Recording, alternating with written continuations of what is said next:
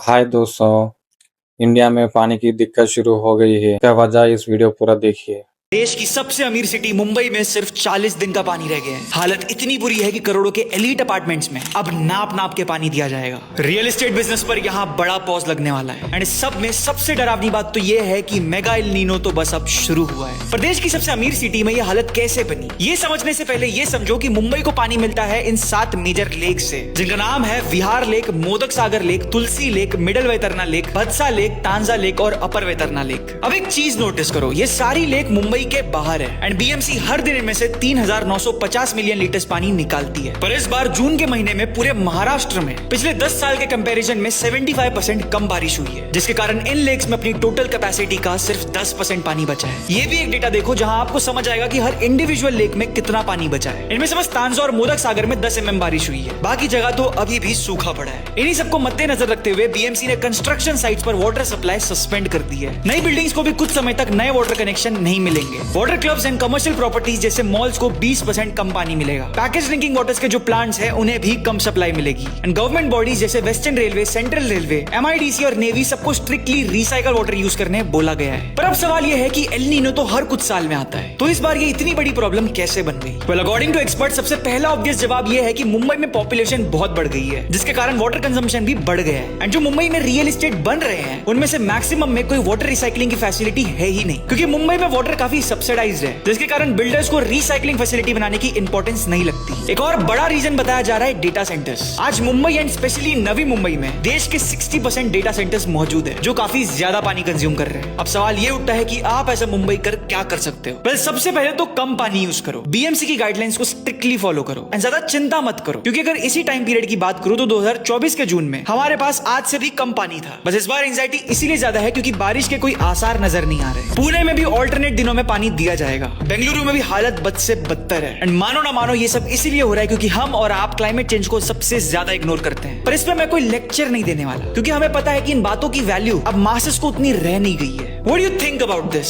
Let us know your opinion in the comments.